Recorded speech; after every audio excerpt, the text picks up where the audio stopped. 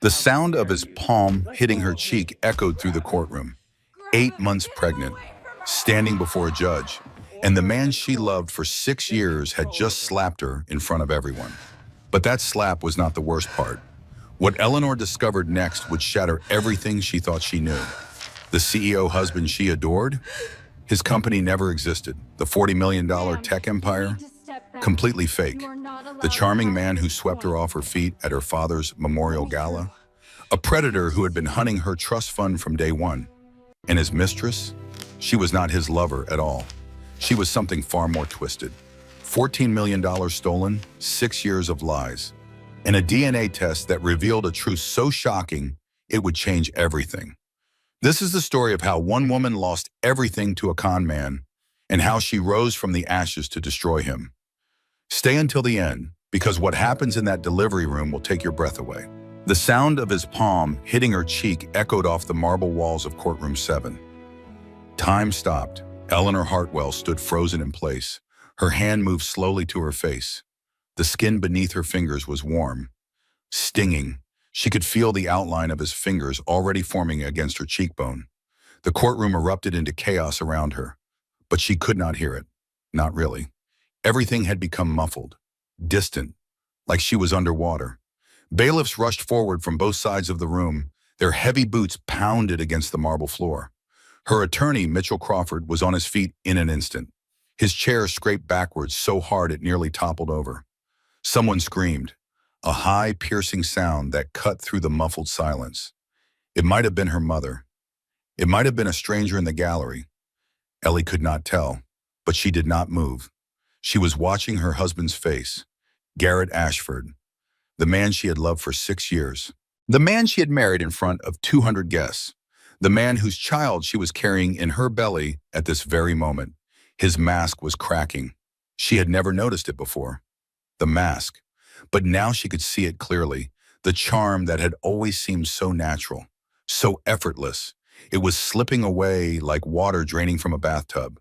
And underneath was something she had never seen before, something cold, something calculating, something that looked at her not with love or even anger, but with contempt, pure, undisguised contempt.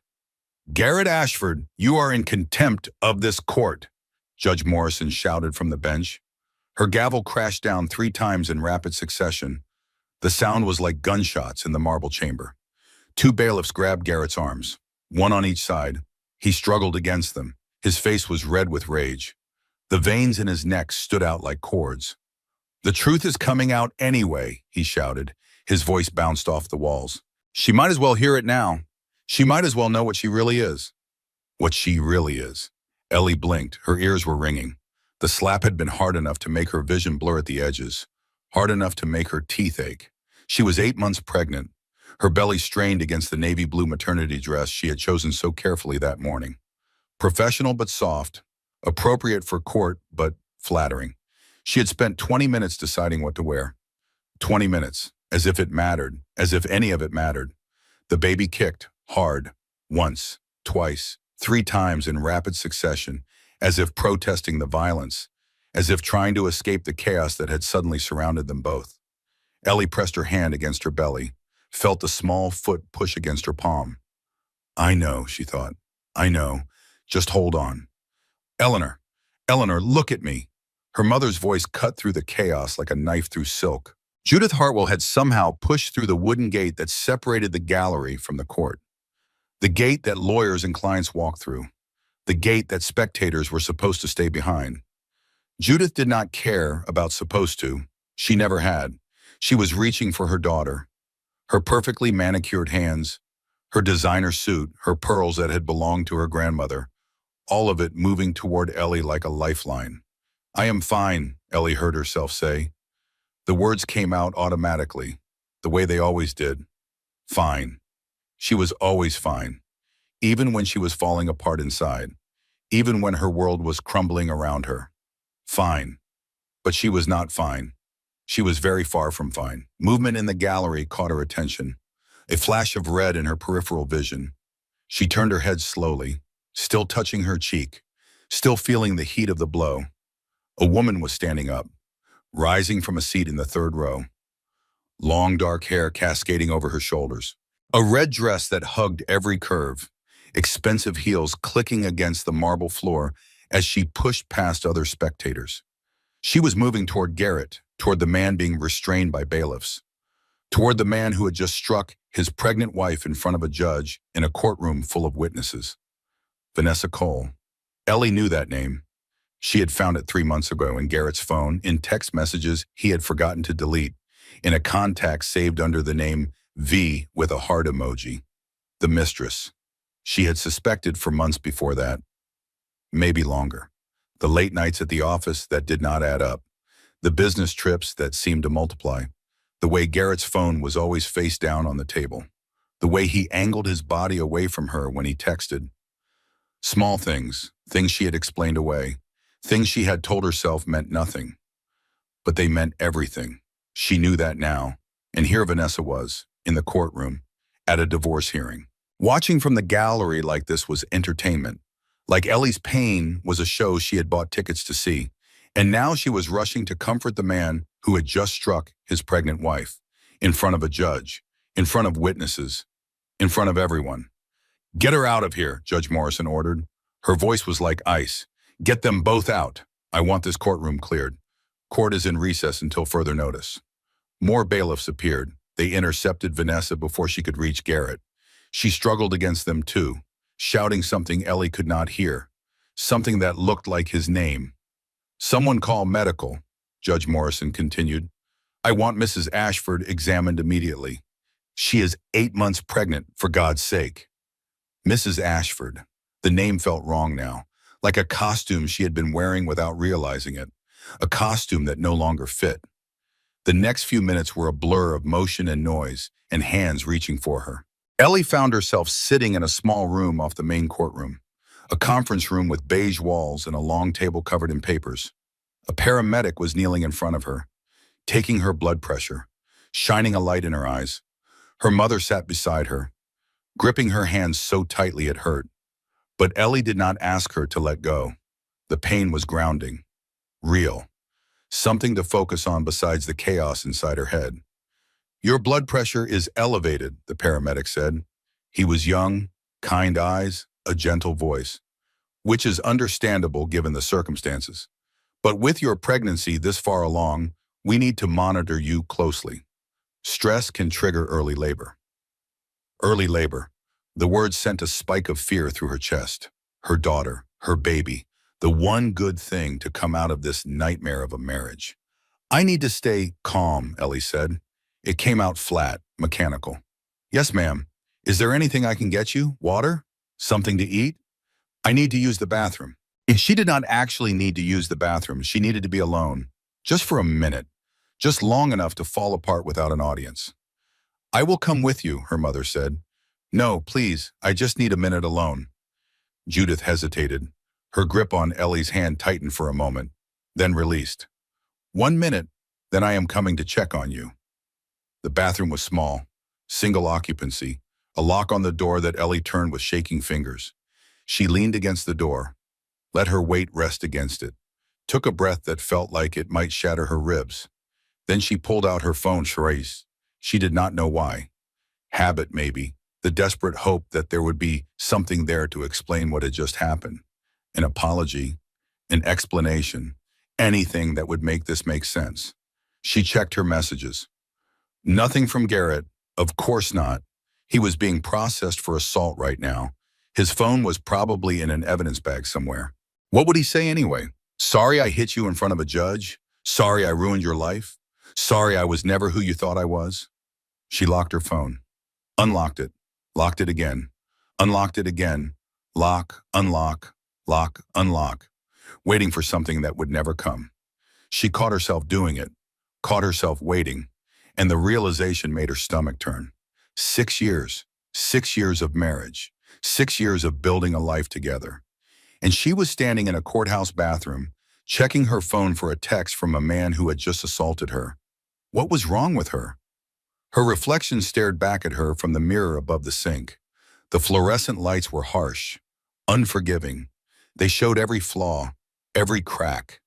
A red mark was forming on her left cheek, the exact shape of a hand, His hand. The hand that had touched her face so gently on their wedding night. The hand that had held hers through her father's funeral. The hand that had rested on her belly when they found out she was pregnant. The same hand that had struck her today. Her mascara had smudged under her eyes, dark streaks running down toward her cheekbones.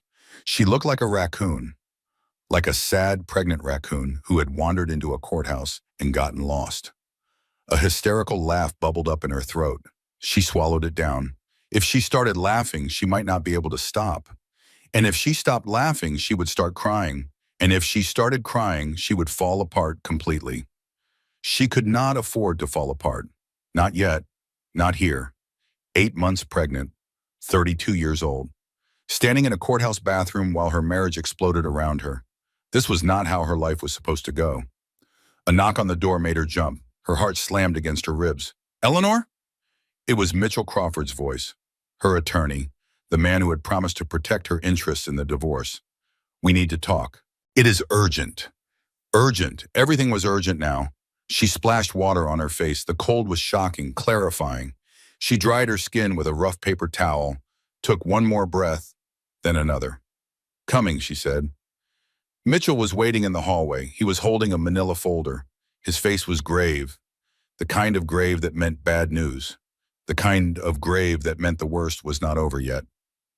"Not here," he said quietly. His eyes darted to the bailiff standing at the end of the hall, to the reporter who had somehow gotten past security. "My office. Now." The drive to his office took 15 minutes. 15 minutes of silence in the back seat of her mother's Mercedes. Judith drove, her knuckles white on the steering wheel, her jaw tight. No one spoke. There was nothing to say. Mitchell's office was on the 12th floor of a downtown building. Floor-to-ceiling windows overlooked the city, the skyline Ellie had known her whole life.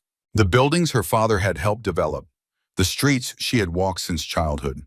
She had always loved this view, the way the afternoon light caught the glass towers, the way the city sprawled out beneath her like a map of possibilities. Today it felt oppressive, like the buildings were leaning in, watching her, waiting to see what would happen next. "Sit down," Mitchell said, "both of you." They sat, Ellie in one leather chair, Judith in the other, Mitchell behind his desk, spreading documents across the surface. Financial statements, bank records, corporate filings, account numbers and transaction histories, columns of numbers that blurred together. "The forensic accountant finished her report this morning," Mitchell said. "I was going to present it in court today, before the incident." Before the incident. Such a clinical way to describe her husband slapping her across the face. "What did she find?" Judith asked. Her voice was steady, controlled. The voice of a woman who had survived her husband's death and her daughter's betrayal and would survive this too. Mitchell looked at Ellie. His expression was careful, gentle, like a doctor about to deliver a terminal diagnosis. "Ashford Technologies does not exist," he said. The words hung in the air. Impossible. Absurd. "What do you mean?" Ellie asked. "The company. Garrett's company. The one he has been running for the past 7 years. The one he claimed was worth $40 million. The one that was supposed to go public next year." Mitchell paused, let the silence stretch. "It is not real. It has never been real." "That is impossible," Ellie said. Her voice sounded strange to her own ears, high, thin. "I have been to his office. I have met his employees. I have attended company parties, Christmas parties, summer barbecues, product launch celebrations." Mitchell slid a document across the desk. His finger pointed to an address. "The office address is a virtual office service. It is called Executive Suites International. For $500 a month, they provide a prestigious address. They answer the phone in whatever company name you specify. They accept mail and forward it to a P.O. box. But there is no actual office, no actual employees, no actual company." Ellie stared at the document. The words swam in front of her eyes. "The people at the parties," she said slowly, "the employees, the executives, the engineers who showed me prototypes." "Hired," Mitchell said, "through a talent agency called Star Power Staffing. We found the invoices in a hidden email account. Garrett paid them $20,000 a year to provide actors for company events. They were given scripts, character backgrounds, talking points about the fake products they were supposedly developing. Scripts, character backgrounds, like her marriage was a movie and she was the only one who did not know the cameras were rolling. The investors, Ellie whispered. He had investors, people who gave him money. No legitimate investors. The investment documents were faked. The wire transfers came from accounts he controlled. It was all a performance, a very expensive, very elaborate performance. The room was spinning. Ellie gripped the arms of her chair, felt the leather creak under her fingers. The money, she said. The words were barely audible. My trust fund, the distributions. Mitchell nodded. His face was grim. $14 million over 6 years, deposited into joint accounts that you both had access to, then transferred into accounts in Garrett's name only. Accounts you did not know existed. Accounts at banks in the Cayman Islands, in Switzerland, and Singapore. $14 million. Her father's money. Thomas Hartwell had built his fortune from nothing. A single hardware store in a small town in Ohio. That store became 2 stores, then 10, then a chain that spanned the Midwest, then a retail empire that employed 10,000 people. He had worked 70-hour weeks for 30 years. He had missed birthdays and holidays and school plays. He had sacrificed everything to build something that would last, something he could pass on to his daughter. And on his deathbed, he had made her promise. Protect it, Eleanor, protect what I built. Not because the money matters, but because it represents everything I worked for, everything I sacrificed, everything I wanted you to have. She had promised. She had held his hand and promised. And then she had handed it all to a con man. There is more, Mitchell said. How can there be more? He pulled out another document. This one had a red stamp across the top. Confidential. Criminal database match. The DNA sample, Mitchell said. The one we collected during the divorce proceedings. Standard procedure for paternity confirmation. Ellie felt her mother's hand close over hers, squeezing, bracing. The sample came back with a hit in the federal criminal database. The room was completely silent. Somewhere in the building, a phone was ringing. Outside the windows, traffic moved through the streets below. Life continued, the world kept turning. But in this room, everything had stopped. Garrett Ashford is not his real name, Mitchell said. His real name is Gary Brennan. He was born in Cleveland, Ohio, 41 years ago, not 38 like he told you. Gary Brennan, a stranger's name, a stranger's face that she had kissed good morning for 6 years. He has 3 prior marriages, Mitchell continued, all to wealthy women, all ended in divorce within 3 to 5 years. 2 of the ex-wives filed restraining orders. 1 filed criminal charges that were later dropped. What kind of charges? Judith asked. Fraud, theft, assault. Assault, like what he had done today, what he had done in front of witnesses, in front of a judge. There is also a pending investigation in Arizona, Mitchell said. Another woman, another fortune, another disappearing act that did not quite work out the way he planned. Ellie could not speak, could not move, could not breathe. 6 years. She had been married to this man for 6 years. She had shared her bed with him, shared her body with him, shared her deepest fears and brightest hopes with him. And it was all fake, every single moment, every single word. I loved him, she said. Her voice cracked on the last word. I was going to have his baby. I was going to spend the rest of my life with him. I know, Mitchell said. I am so sorry. Sorry. Such a small word for such an enormous devastation. There is one more thing, Mitchell said, and this is the part that even I do not fully understand yet. Ellie looked up. What else could there possibly be? What else could he take from her? Vanessa Cole, Mitchell said, the woman in the gallery today, the one who tried to reach Garrett after the incident. His mistress, Ellie said. The word tasted bitter in her mouth. That is what we assumed. That is what the evidence seemed to suggest. The text messages, the hotel receipts, the late-night phone calls. Mitchell paused, picked up another document, set it down in front of Ellie. But she is not his mistress. She is his sister. 3 days had passed since the courtroom incident. Ellie was staying at her mother's estate now, the house she had grown up in. The house where she had learned to walk, to read, to ride a bicycle. The house where her father had read her bedtime stories and her mother had taught her to set a proper table. 22 rooms, 8 acres of manicured grounds, a staff of 5 who moved through the house like ghosts, anticipating needs before they were spoken. It should have felt like home. It should have felt safe. Instead, it felt like a very expensive hiding place. She sat in the nursery she had been preparing for the past month, a room on the second floor overlooking the rose garden. Pale yellow walls that she had painted herself against her mother's objections. White furniture that she had assembled with her own hands against the housekeeper's protests. A rocking chair by the window, a mobile of silver stars hanging above the crib, a bookshelf already filled with children's books, some of them the same ones her father had read to her 30 years ago. Everything was perfect. Everything was ready for a baby who would arrive in less than 4 weeks. Everything was a lie. The crib had been a gift from Garrett. He had insisted on assembling it himself, made a big show of reading the instructions wrong, putting the bars on upside down, attaching the mattress support backward. She had laughed until tears streamed down her face, laughed at his theatrical incompetence, laughed at the way he pretended to argue with the instruction manual in a fake Swedish accent. Now she wondered how many times he had practiced that routine, how many cribs he had assembled wrong for how many pregnant wives.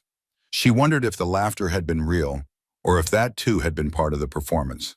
Her phone buzzed against the arm of the rocking chair. A text from Diane Patterson, her best friend since freshman year of college, her maid of honor at the wedding that had turned out to be a sham. Coming over, bringing food you will not eat and wine you cannot drink. Love you more than pizza, which is saying something. Ellie almost smiled. Almost.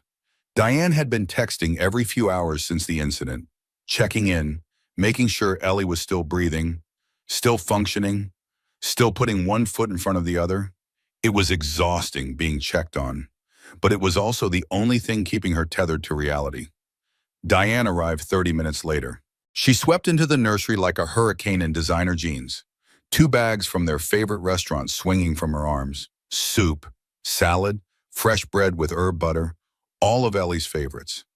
You look terrible, Diane said. Thank you. That is exactly what every pregnant woman wants to hear. I am not going to lie to you. That is not what best friends do. Diane set the bags on the dresser, pulled Ellie into a hug that was fierce and gentle at the same time. How are you really? I do not know how to answer that question anymore. Then do not answer it. Just eat something. You are growing a human being. That human being needs nutrients. They sat in the sunroom off the main hall, floor-to-ceiling windows, afternoon light streaming in, the September garden blazing with color outside. Ellie watched the light play across the Persian rug, patterns she had memorized as a child, lying on her stomach while her father read the newspaper. I did some research, Diane said. She was attacking her salad with the kind of intensity she usually reserved for hostile takeovers.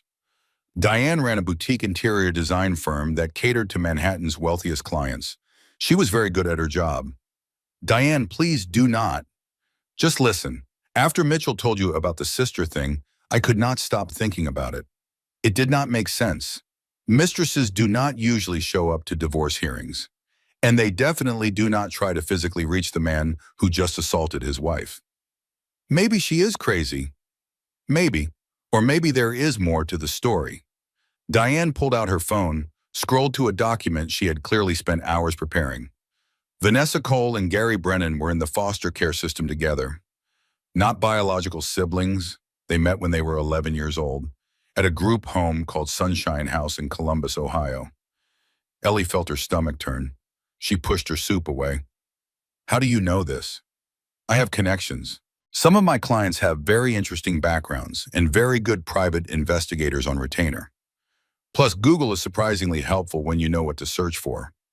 Diane looked up from her phone. Her eyes were sharp, focused. They have been running cons together for 11 years, since Vanessa was 18 and Gary was 24. Cons.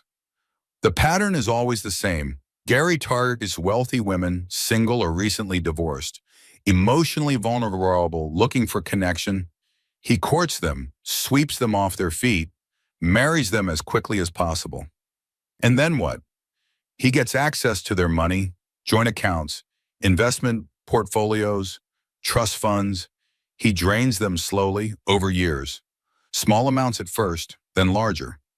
By the time the wife notices something is wrong, he has already moved most of the assets offshore.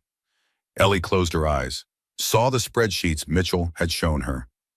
$14 million, transferred in increments of 50,000, 100,000, 200,000, never enough to trigger a fraud alert, never enough to raise red flags, until it was all gone.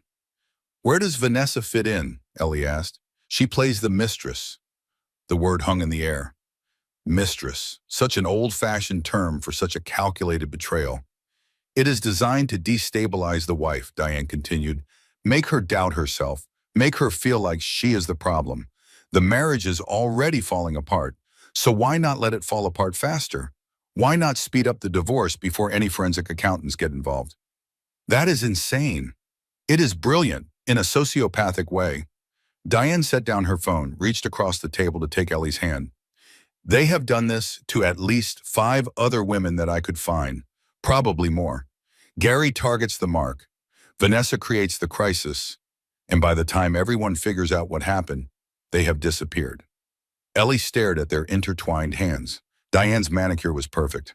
Pale pink, understated. Ellie's nails were bitten down to the quick. Why me? She asked. Because you have $32 million sitting in a trust fund. Because your father had just died. Because you were grieving and lonely and looking for someone to take care of you. I was not looking for someone to take care of me. Ellie, Diane's voice was gentle but firm. I love you more than my Hermes collection, and you know how I feel about my Hermes collection. But you were. We all saw it. After Thomas died, you were lost. You stopped going out.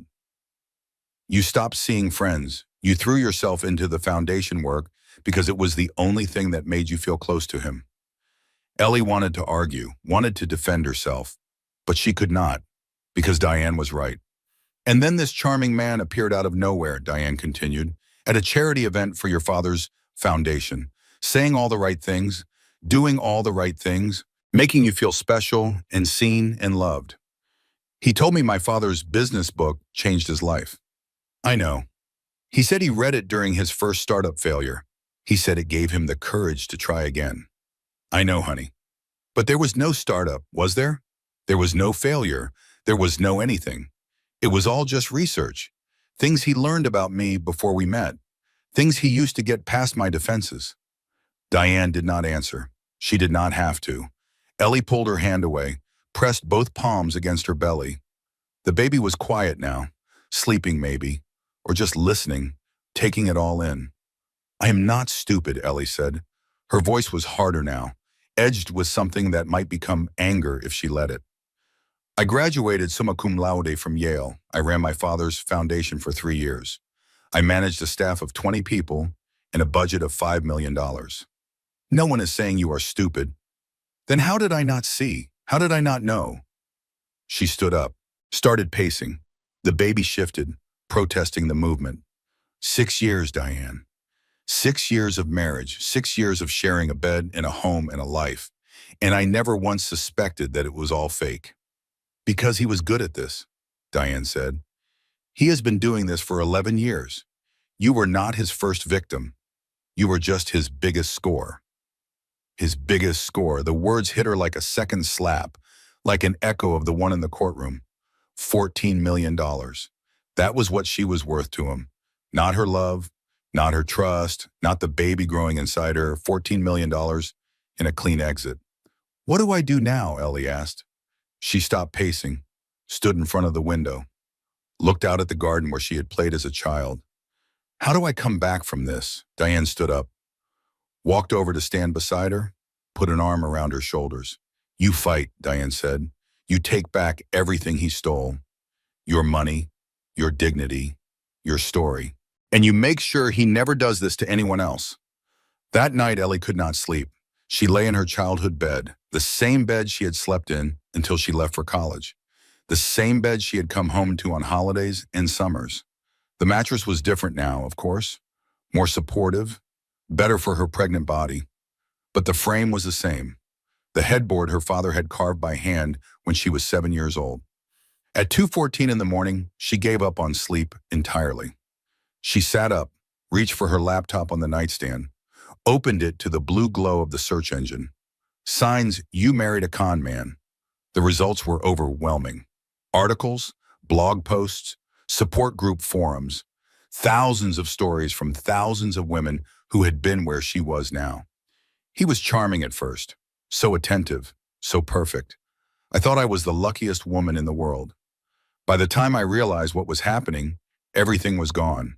She read for hours, story after story, pattern after pattern, the same tactics, the same manipulations, the same devastating endings.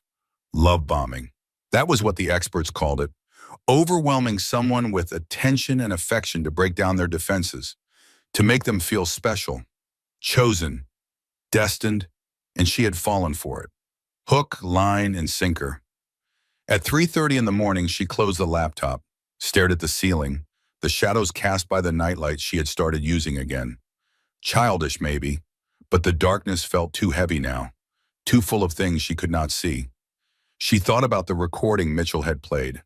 Gary's voice, casual and confident, discussing his next target.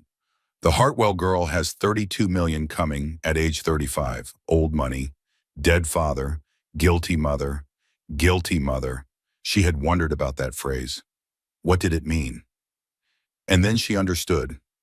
Judith, her mother, who had been traveling when Thomas died, who had not made it home in time to say goodbye, who carried that guilt like a stone around her neck. Gary had researched that too. He had known that Judith would be too consumed by her own grief and shame to question the man her daughter brought home, too desperate to see Ellie happy to look too closely at the man making her smile. He had played them both. Mother and daughter, 2 marks for the price of 1. She will be the easiest mark yet. Easiest. The word burned in her chest like acid. She put her hand on her belly, felt the baby shift, a small movement, a reminder that she was not alone in this body, not alone in this darkness. I am not easy, she whispered to the ceiling, to the baby, to herself. I am not stupid. I am not weak. I was targeted, hunted. There is a difference. The baby kicked, once as if in agreement. We are going to be okay, Ellie said.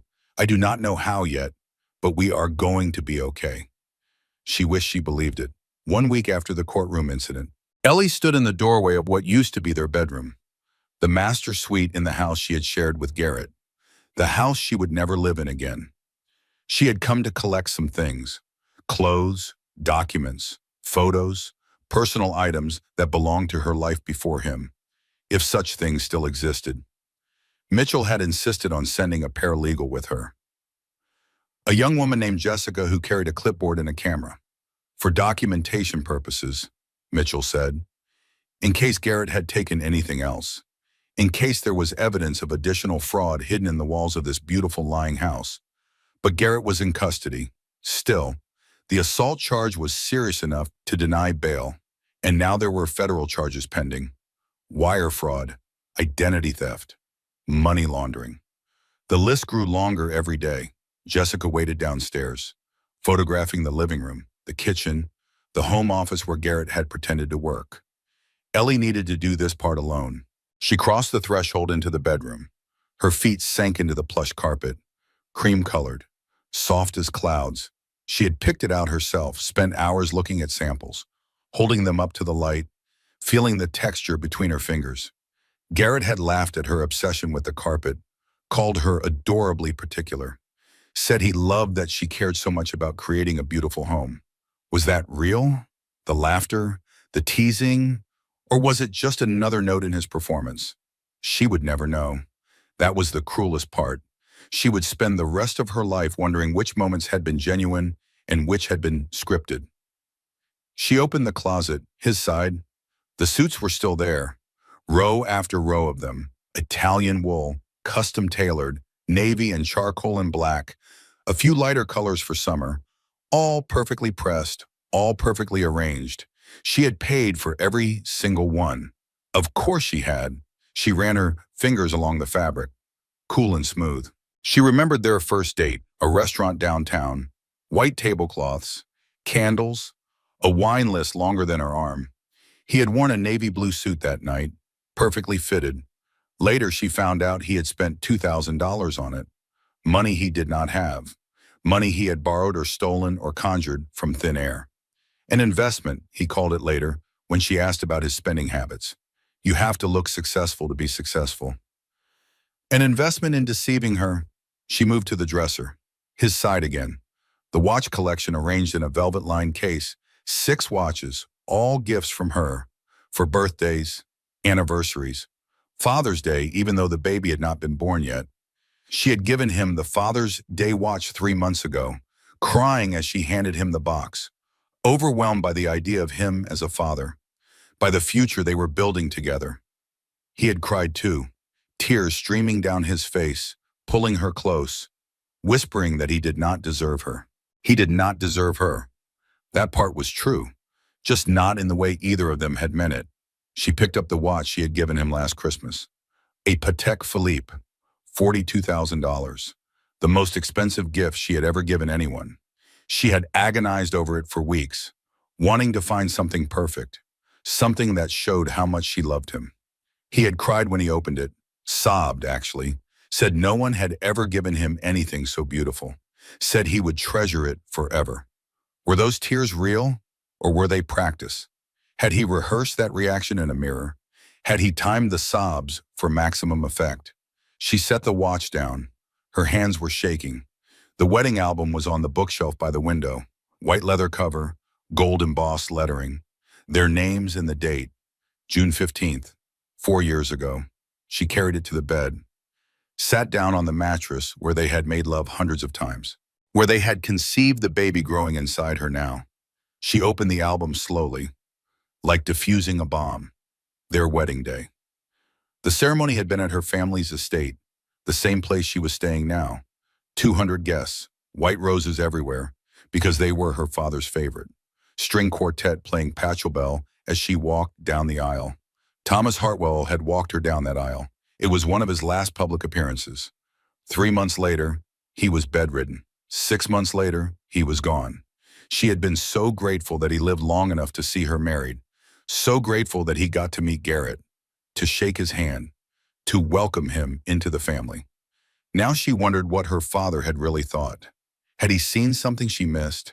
Had he sensed the predator beneath the charm? Or had Gary fooled him too? She studied Garrett's face in each photo, searching for something, a crack in the mask, a hint of the monster underneath the smile. But there was nothing, just a man who looked happy, in love, exactly what she had believed him to be. Their first dance. She remembered the song, At Last, by Etta James. She had chosen it because it felt like fate, like she had finally found her person after years of searching. At last, my love has come along.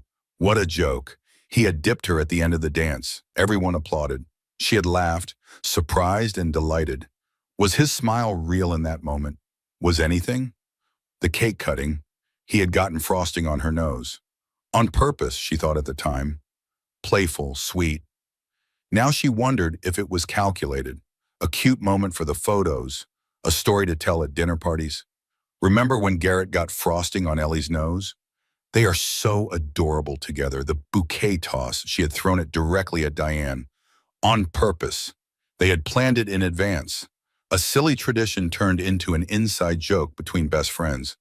Diane had caught it one-handed, raised it over her head like a trophy. Everyone laughed. That memory was real. That one belonged to her. Garrett had not touched it. She clung to that thought. One real thing, one moment that was hers and hers alone. She turned to the last page of the album, a candid shot from the end of the night. No poses, no staging, just 2 people sitting on the steps of the gazebo, her head on his shoulder, his arm around her waist, fairy lights glowing behind them like stars. She had loved this photo so much, had it framed, put it on her nightstand, looked at it every night before she fell asleep. The woman in the photo looked so happy, so trusting, so certain that she had finally found her home. Ellie wanted to reach through time and shake her, warn her, tell her to run, but she could not. The woman in the photo was gone. She had died in courtroom 7 when her husband's palm connected with her face. Ellie ripped the photo out of the album. The sound was louder than she expected. A tearing that seemed to echo in the silent room. She ripped it in half, then in quarters, then eighths, then sixteens. She kept tearing until the pieces were too small to hold, until they scattered across the bed like confetti, like the remnants of a celebration that never really happened. Jessica appeared in the doorway, her expression carefully neutral. "Ms. Hartwell, is everything okay?" Ellie looked down at the confetti in her lap. Photo paper and lies, memories and manipulation. "Yes," she said, "I'm fine." But her voice broke on the last word, shattered like the photo, like her heart. She let Jessica help her up, let her mother's driver take her back to the estate, let herself be guided up the stairs to her childhood bedroom. And then, finally, she let herself fall apart. That night, she did not try to sleep. She went to the bathroom instead. The one attached to her bedroom. An old bathroom with a clawfoot tub and marble floors and fixtures that belonged to another era. She did not fill the tub, did not turn on the water, did not do anything at all. She just sat there, in the empty bathtub, fully clothed, staring at the tile on the wall. Garrett had helped her pick out tiles like this for their bathroom renovation last year. He said they reminded him of a hotel in Santorini, where he had stayed during a business trip 5 years ago. Before they met, except there were no business trips, no hotel in Santorini, no 5 years ago. She wondered where he had actually seen tiles like this. In a magazine, probably. Or on a design website. Research for his character, background details to make the lie more convincing. She wondered how many hours he had spent building Garrett Ashford, crafting his backstory, rehearsing his anecdotes, preparing for the role of a lifetime. And she had been his audience, his captive, adoring audience of one. The silence stretched, the faucet dripped, once, twice, a steady rhythm, like a heartbeat, like time passing. She started to hum, quietly at first, then louder, her father's lullaby, the song he used to sing when she could not sleep, when the darkness felt too big and the world felt too scary. "Rest now, little bird." She could almost hear his voice, rough and warm, off-key, always. He could never carry a tune. "Tomorrow the sun will rise." She pressed her hand against her belly. The baby shifted, settled, and you will fly again. For the first time in a week, she did not cry. 2 weeks after the courtroom incident, Detective Raymond Booth was sitting in Judith Hartwell's living room, looking profoundly uncomfortable. He was a large man, broad shoulders, weathered face, hands that had clearly done manual labor at some point before they held badges and guns. His suit was off the rack, his shoes were scuffed. His watch was a Timex that probably cost less than Ellie's daily coffee habit. He looked like he had wandered into the wrong house, the wrong world. A blue-collar man surrounded by oil paintings and antique furniture and vases that cost more than his annual salary. Ellie appreciated his discomfort. It was honest, real, nothing like the smooth charm that Garrett had worn like a second skin. "Thank you for seeing me, Miss Hartwell," Detective Booth said. His voice was gruff but not unkind. Ellie sat across from him in a wingback chair. Her mother was beside her on the settee. Mitchell Crawford stood by the window, watching and listening. "I understand you are working with federal prosecutors," Ellie said. "Yes, ma'am. Gary Brennan is in custody on the state assault charge, but we are building a federal case. Multiple counts, fraud, identity theft, wire fraud, money laundering, conspiracy." "Conspiracy," Judith repeated. "With his sister." "Yes, ma'am, Vanessa Cole. We have evidence of her involvement going back at least 8 years, possibly longer." Mitchell stepped forward. "What kind of evidence?" "Financial records, phone records, travel records. They were careful but not careful enough. Once we knew what we were looking for, the patterns became obvious." Detective Booth opened a folder he had been holding on his lap.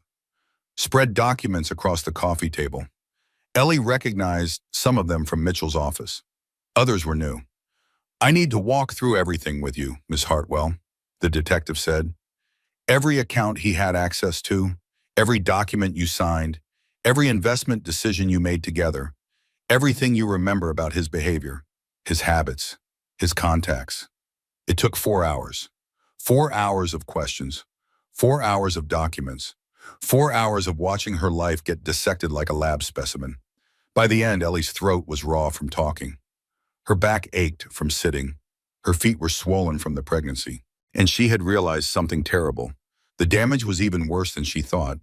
"He forged my mother's signature," she said, staring at one of the documents. "A transfer authorization for an investment account. Judith's account. Judith's signature at the bottom. Except it was not Judith's signature. It was a very good forgery, but now that Ellie knew to look, she could see the differences. The J was slightly wrong. The loop of the H was too tight. "These are my personal accounts," Judith said. Her voice was cold, controlled, but Ellie could see her mother's hand shaking. "My investment portfolio. Money that was separate from the trust, money that had nothing to do with Eleanor's inheritance." $300,000, Detective Booth said, "transferred over 18 months. Small amounts. Nothing large enough to trigger automatic reviews. $300,000. On top of the $14 million from Ellie. On top of whatever he had stolen from his previous victims. "I never authorized these transfers," Judith said. "I never even saw these documents." "We know, ma'am. That is why we are adding forgery to the federal charges." Judith stood up abruptly, walked to the window, stood with her back to the room looking out at the garden. Ellie watched her mother's shoulders, rigid, proud, refusing to show weakness even now. How long had it been since Judith Hartwell had been made a fool of? Decades, probably. She was a woman who prided herself on her judgment, her discernment, her ability to see through pretense. And Gary Brennan had played her just as easily as he had played Ellie. "Is there anything else?" Ellie asked. Detective Booth hesitated, exchanged a glance with Mitchell. "There is one more thing," he said. "We have identified several other victims. People who invested money in Gary's fake companies over the years. People who trusted him based on his reputation, or rather based on the reputation he invented." "How many?" "7 that we have confirmed, probably more. One is an elderly widower in Phoenix, lost his entire retirement savings. $200,000. $200,000. From a man who had probably spent his whole life building that nest egg, who had trusted the wrong person at the worst possible moment. Another is a divorcee in Dallas," Detective Booth continued. "She lost her house, had to move in with her sister. She tried to report the fraud, but no one believed her. Gary had done too good a job making her look unstable." Making her look unstable. Ellie thought about the tabloid stories, the anonymous tips, the articles questioning her mental health. Gary was doing the same thing to her. Right now, from his jail cell, trying to destroy her credibility before the case went to trial. "We want to build the strongest possible case," Detective Booth said. "Multiple victims, multiple counts. We want to make sure he never does this to anyone else. What do you need from me?" "Everything you can give us. Testimony, documents, access to your accounts and records. It will not be easy, but it is the only way to get justice." Justice, such a simple word, such a complicated concept. After Detective Booth left, Diane arrived with food Ellie would not eat. It had become a ritual. Diane showing up with bags from restaurants. Ellie pushing food around her plate while Diane talked. Neither of them pretending it was about the food. "I found something else," Diane said. She was cutting her steak into precise tiny pieces, a nervous habit she had developed in college. That business partner Garrett always talked about, Richard Thornton. Ellie searched her memory. Richard Thornton. The name was familiar. Garrett had mentioned him occasionally, a mentor figure from his early career. Someone who had believed in him when no one else did. What about him? "He is not a business partner. He is another victim." Ellie set down her fork. What little appetite she had was gone. "He invested $600,000 in Ashford Technologies," Diane continued. "His entire life savings. Money he had been building for 40 years. Retirement funds. His children's inheritance. Everything. $600,000. From a man who had thought he was investing in a promising tech startup, who had trusted the charming young CEO who reminded him of his younger self. "How did you find this out?" "I tracked him down, called him, and introduced myself as a friend of one of Gary's other victims." Diane's expression was grim. He cried on the phone, Ellie, a 70-year-old man, sobbing like a child. He was too ashamed to report it, too embarrassed that he had been fooled. Too ashamed, too embarrassed. Ellie understood those feelings intimately. There are others, Diane said. I have found 3 more. People who gave Gary money and never saw a return. People who were too humiliated to come forward. People who thought they were the only ones. They were not the only ones, Gibbons. No, they were part of a pattern that Gary had been running for over a decade, and you are the one who finally broke it. Ellie did not feel like she had broken anything. She felt broken herself. The doorbell rang. A process server stood on the steps, young, nervous, clearly uncomfortable, delivering bad news to a visibly pregnant woman. He handed Ellie a thick envelope, turned and practically ran back to his car. Inside the envelope were legal documents from Gary's attorney. Ellie read them standing in the foyer, her hands trembling, her heart pounding against her ribs. Gary was fighting the divorce, claiming the prenuptial agreement was invalid, claiming it had been signed under duress, claiming she had manipulated him into the marriage. But that was not the worst part. He was also demanding a paternity test, claiming the baby might not be his, claiming she had been unfaithful during their marriage, claiming he had a right to protect himself from raising another man's child. The baby kicked, hard, as if responding to the accusation. He hit me in open court, Ellie said. Her voice was flat, emotionless. In front of a judge, in front of witnesses. He stole $14 million from me, $300,000 from my mother. He destroyed multiple lives across multiple states, and he thinks he has parental rights? Judith took the documents from her hands, read them quickly. Her expression did not change. This is a delay tactic, Judith said, nothing more. He is trying to drag out the proceedings, make you spend more money on lawyers, wear you down. He is trying to use my daughter as a bargaining chip. Yes. Ellie felt something shift in her chest, something that had been frozen since the courtroom, something that was starting to thaw. Not grief, not sadness, not fear, rage. I will not let him, she said. Her voice was still flat, but harder now, with an edge that cut like broken glass. I will not let him use my daughter against me. Not now, not ever. She walked to the phone, picked it up, called Mitchell Crawford's direct line. Counter everything, she said when he answered. Every claim, every accusation, every lie. I want a wall of legal protection around me and my baby. And I want it built today. Mitchell was on the phone within the hour. Lawyers filed motions. Responses were drafted. The wall began to take shape. But there was something else. A message that made Ellie's blood run cold. Vanessa Cole wants to meet with you, Mitchell said. Alone. Judith's response was immediate. Absolutely not. I want to hear what she has to say, Ellie said. She is the enemy. She helped him do this to you. She helped him destroy your life. Maybe. Or maybe she knows something we need. Mitchell cleared his throat.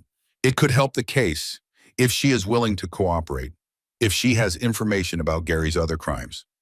She helped steal my money, Ellie said. She helped ruin my marriage. Why would she help me now? I do not know, but she specifically asked for you. No lawyers, no police, just you. Ellie thought about it. The woman in the red dress, rushing to Gary's side in the courtroom. The sister who had helped him con 11 years worth of victims. What could she possibly want? There was only one way to find out. Against everyone's advice, Ellie agreed to the meeting. A coffee shop in a strip mall, the kind of place that served burnt coffee and stale pastries. Public enough to be safe, anonymous enough to go unnoticed. Diane insisted on coming along. She waited in the car, parked across the lot, ready to intervene if anything went wrong, ready to call the police at the first sign of trouble. Vanessa was already there when Ellie arrived. She was sitting in a corner booth, back to the wall, eyes on the door. The posture of someone who had spent her life watching for threats. She looked different than she had in court, smaller somehow, diminished. The expensive clothes hung loose on her frame, as if she had lost weight rapidly. Dark circles under her eyes, will not look sallow in the fluorescent light, and there were bruises. Ellie saw them as she approached the table, yellow and purple marks on Vanessa's wrist, peeking out from under her sleeve, healing but still visible. More bruises on her neck, partially hidden by a scarf, but not hidden enough. Ellie sat down across from her, said nothing, waited. Vanessa wrapped her hands around her coffee cup. Her fingers were trembling, badly, like she was fighting to keep them still. "Thank you for coming," Vanessa said. Her voice was different too, smaller, shakier. Nothing like the confident woman in the red dress who had tried to reach Gary in the courtroom. Ellie did not respond. She had learned not to fill silences anymore. Let other people fill them. Let them reveal themselves in the empty spaces. Vanessa stared at her coffee. The surface of the liquid was rippling from her trembling hands. "He hits me too," she said quietly. "Has for years." The words hung in the air, heavy, unexpected.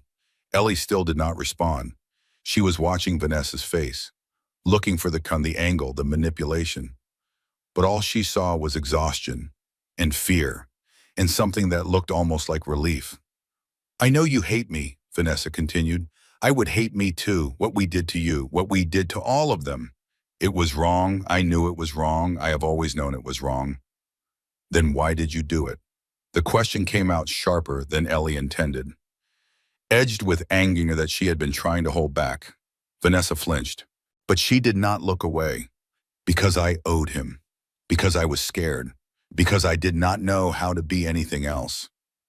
Those sound like excuses. They are excuses, but they are also true. Vanessa took a shaky breath. "Can I tell you a story about how this all started?" Ellie nodded, waited. "Gary and I met when we were 11 years old, at a group home in Ohio. Sunshine House. That was actually the name. Sunshine House. Like irony was lost on whoever came up with it." She laughed, a bitter, broken sound. "We were both products of the system, bounced from foster home to foster home. Nobody wanted us. Nobody cared what happened to us. The group home was supposed to be temporary, a holding facility until they found us permanent placements." "How long were you there?" 7 years, until I aged out at 18. 7 years. Ellie tried to imagine it. Growing up in an institution, no parents, no family, no one who cared. "The older kids were brutal," Vanessa said. "They stole food, beat up the younger ones, took whatever they wanted from whoever was weaker.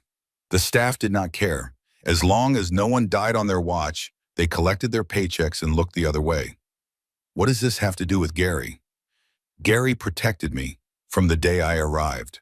I do not know why. Maybe he saw something in me that reminded him of himself. Maybe he was just lonely.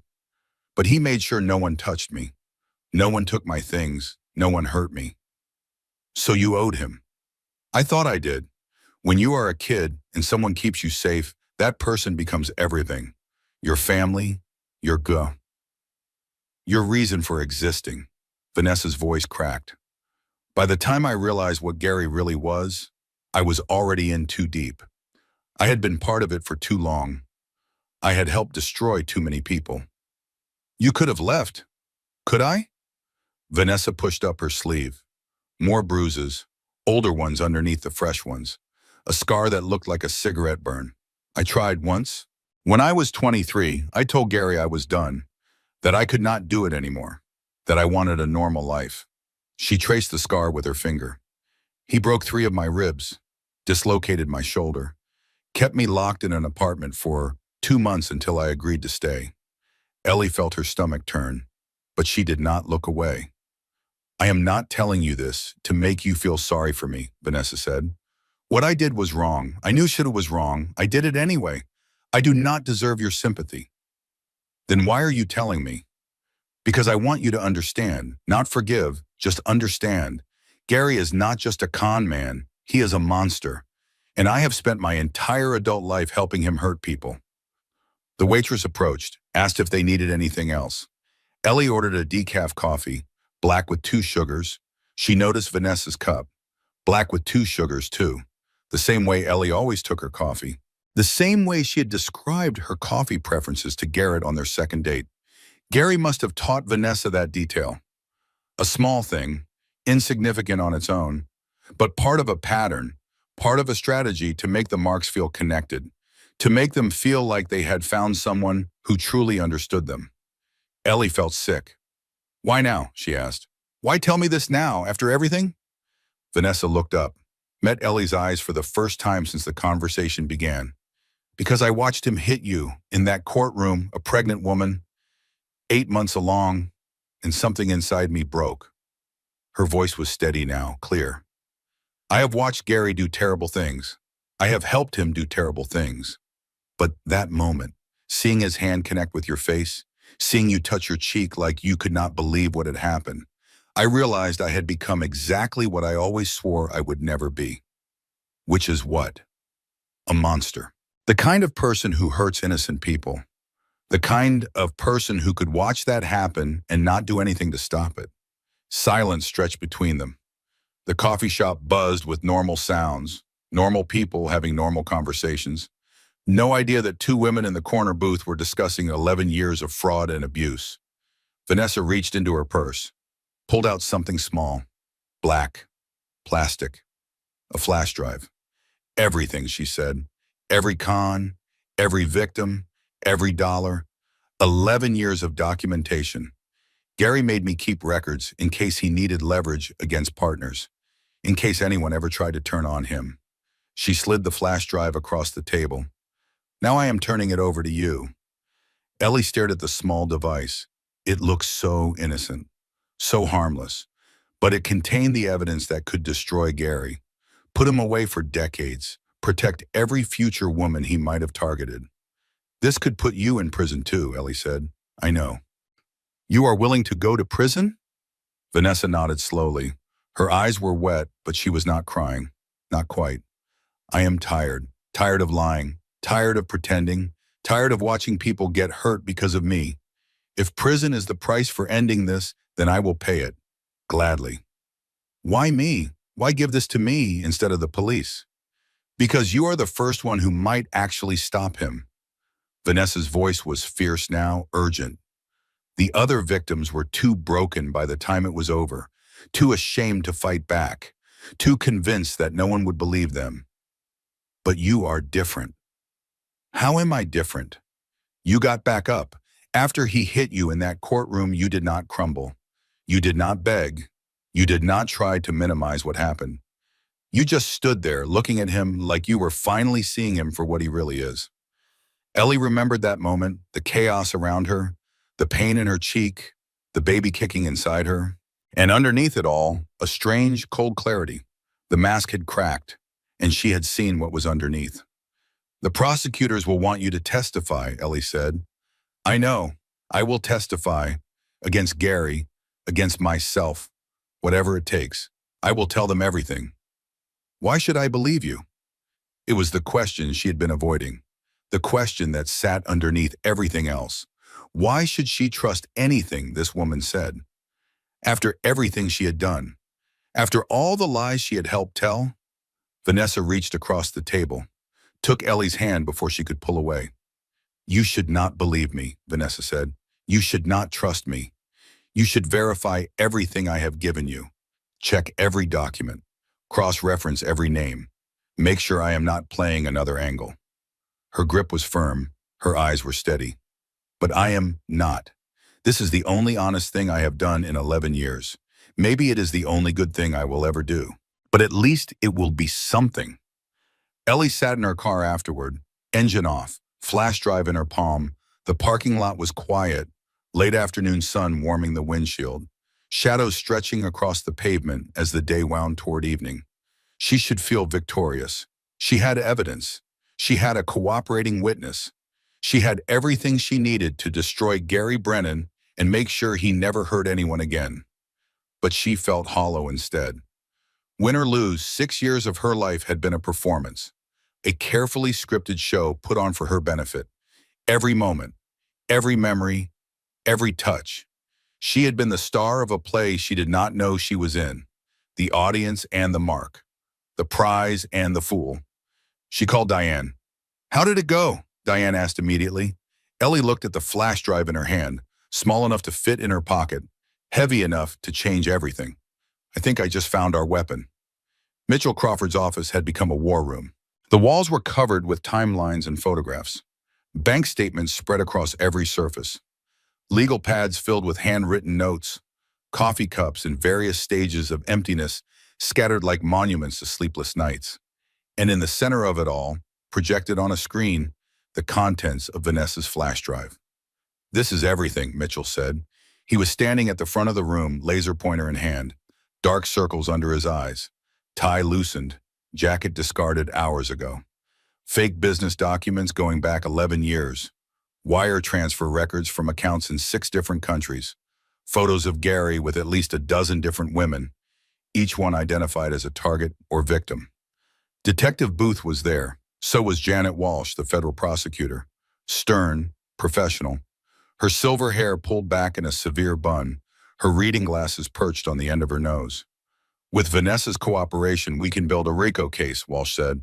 "Racketeering, conspiracy, wire fraud, identity theft, money laundering. Gary Brennan could face 20 to 25 years in federal prison." 25 years. He would be in his 60s when he got out, an old man with nothing left. It should have felt like victory. It should have felt like justice. But then Mitchell played one of the audio recordings from the flash drive. Gary's voice filled the room, confident, racial, almost bored, like he was discussing the weather instead of destroying someone's life. "The Hartwell girl has 32 million coming at age 35. Old money, dead father, guilty mother. She will be the easiest mark yet." The recording continued, Gary explaining his strategy, how he would approach her at the charity event, what he would say about her father's book, how he would position himself as someone who admired Thomas Hartwell's legacy. "She is looking for a replacement," Gary's voice said, "for someone to take care of her the way Daddy did.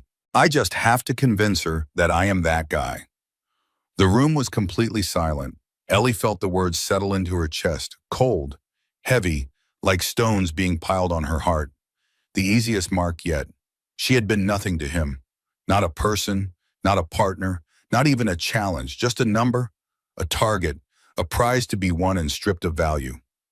"Eleanor," Mitchell said gently, "we can stop if you need a moment." "No, keep going. I want to hear all of it." The investigation continued for days. More victims came forward as word spread. A 62-year-old retired teacher in New Mexico who had given Gary her entire pension. A young widow in Florida whose insurance settlement had disappeared. A businessman in Chicago who had invested in a fake real estate development. Each story was the same. A charming man who seemed too good to be true. A whirlwind romance. A devastating betrayal. And each victim had believed they were the only one. Each one had been too ashamed to report what happened. Too humiliated to admit they had been fooled. The pattern was clear now. The scope was staggering. Gary Brennan had stolen millions of dollars over more than a decade, had destroyed dozens of lives, had left a trail of broken people from coast to coast, and he was still fighting. From his jail cell, he had orchestrated a campaign, anonymous tips to tabloids and gossip sites, stories questioning Ellie's mental stability, her fitness as a mother, her honesty. Trust fund heiress's breakdown, inside her erratic behavior, pregnant socialite's secrets. What she does not want you to know, did she know? Sources claim Ellie Hartwell was complicit in husband's schemes. The headed buy-ins appeared everywhere. Social media, news websites, even a segment on a cable news channel featuring anonymous experts analyzing her body language for signs of deception. "We are handling it," Mitchell assured her. "Defamation suits, cease and desist orders. We will shut this down." But the damage was done. The doubt had been planted. People were questioning, wondering, gossiping. "I did not know," Ellie told anyone who would listen. "I had no idea what he was doing. I was a victim too." "We know," they said. But did they? Did anyone really believe her?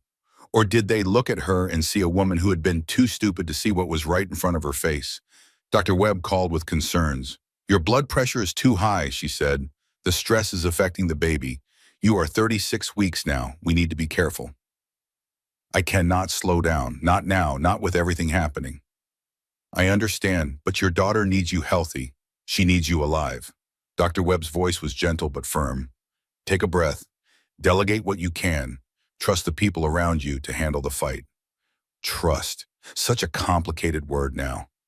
That night, Ellie went to the nursery, the one at her mother's house. Smaller than the one she had prepared in her old home, but clean, safe, ready for a baby who would arrive soon. She sat in the rocking chair, hands on her belly. The moon was full outside, casting silver light across the room. "I do not know if I can do this," she whispered. "I do not know if I am strong enough."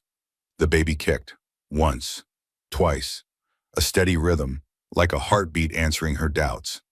"I know you are counting on me. I know I am supposed to have everything figured out. I am supposed to be confident and brave and ready to fight." Another kick, stronger this time. "But I am so scared. I am so tired. And I do not know if I can be the mother you deserve." The silence offered no answers. But the baby kept kicking, kept moving, kept reminding her that she was not alone in this body, that she was carrying something precious, something worth fighting for. She closed her eyes, let the darkness wrap around her like a blanket. Tomorrow she would fight again. Tomorrow she would face the cameras and the lawyers in the endless, exhausting battle. But tonight she just needed to breathe. 1 week before her due date, the prosecution was ready, every document in order, every witness prepared, every piece of evidence cataloged and cross-referenced. The divorce was proceeding too. Gary's lawyers had backed off on most of their ridiculous claims. The prenup would stand. The custody arrangement would favor Ellie almost entirely. Everything was falling into place. The walls were closing in on Gary Brennan, and then the letter arrived, hand-delivered to the estate. No return address, just Eleanor Ashford written on the envelope in careful, feminine handwriting. Not Hartwell. Ashford. Like the marriage was still real. Ellie opened it alone in her room. The sun was setting outside, painting the sky in shades of orange and pink. Inside was a single sheet of paper, handwritten, from a woman named Linda Brennan, Gary's first wife. Not a con victim, his actual first marriage. Before the scams, before Vanessa, before everything that came after. "Dear Mrs. Ashford, I know you do not know me, but I know you. Or rather, I know what you are going through, because I was you once, 20 years ago. Gary and I met when we were teenagers. He was charming then too, sweet, attentive. He made me feel like the most special girl in the world. We got married when I was 19. He was 21. We were so young, so stupid, so certain that love would be enough. I am not writing to defend him. What he did to you was wrong. What he has done to all those women is wrong. He deserves whatever punishment he gets. I am writing to warn you. When Gary feels cornered, he becomes dangerous. Truly dangerous. The man you knew was a performance. The real Gary is something else entirely. Something cold, something calculating, something that sees other people as obstacles to be removed. The con started after our marriage ended, but the cruelty was there long before that. I saw glimpses of it, moments when the mask slipped, moments that scared me more than anything I had experienced before or since. Protect yourself, protect your child, and watch your back, because Gary never forgets, and he never forgives. Linda Brennan. Ellie read the letter 3 times, then she called Mitchell. "We need to increase security, immediately." That night, the alarm system went off. 2:15 in the morning. The piercing wail cut through Ellie's restless sleep like a knife. She sat up in bed, heart pounding. The baby kicked frantically, responding to her surge of adrenaline. Her mother was already in the hallway. The security team was scrambling, voices calling to each other in the darkness. "What is happening?" Ellie asked. "Someone tried to breach the north gate," the head of security said. His name was Marcus, former military, calm under pressure. They did not get in, but they triggered the perimeter sensors. They reviewed the camera footage in the security office, a figure in dark clothing, moving along the fence line, testing the locks, looking for a weak point. When the alarms triggered, the figure retreated, disappeared into the trees beyond the property line. Gary was in custody, had been for weeks. His bail had been denied 3 times, which meant he had allies they did not know about. People working for him on the outside. People willing to break into a pregnant woman's home in the middle of the night. "We are doubling the patrol," Marcus said, adding motion sensors around the entire perimeter, armed guards at every entrance. No one gets in or or out without our knowledge. Well, Ellie nodded, but she did not feel safe. She had not felt safe since the courtroom, since the slap, since the moment she realized that the man she loved was a stranger, and now she knew the stranger had friends. She went back to her room, locked the door, checked the lock 3 times to make sure. Then she broke down. 6 years of marriage, $14 million, her father's legacy, her sense of self, her ability to trust, all of it stolen by a man who saw her as nothing more than a target. And now someone was trying to get into her home, while she was 39 weeks pregnant, while she was already falling apart. She screamed into her pillow, threw a book across the room, then another, then the lamp from her nightstand. It shattered against the wall, raining glass across the carpet. The noise brought Diane running, pounding on the door. Ellie, Ellie, open the door, right now. But she could not. She was on the floor, curled around her belly, sobbing so hard she could not breathe, hyperventilating, choking on her own tears. I'm calling your mother, Diane said through the door. No, please, just give me a minute. A minute.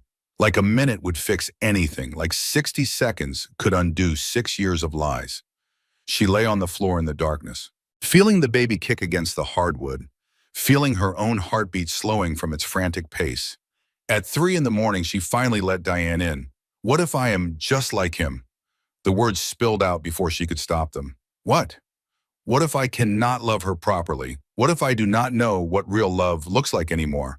What if I am so broken that I break her too? Diane sat down on the floor beside her, did not try to get her up, did not try to move her to the bed or clean up the broken glass, just sat there, present, solid. Eleanor Hartwell, Diane said, you listen to me right now.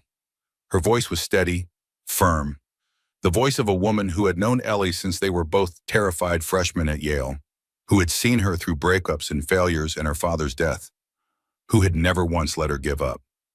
That man tried to take everything from you, your money, your dignity, your truth, your sense of who you are.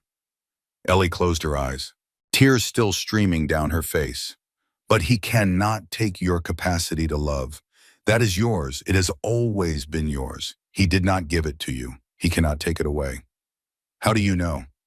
Because I have known you for 15 years. Because I watched you with your father when he was dying.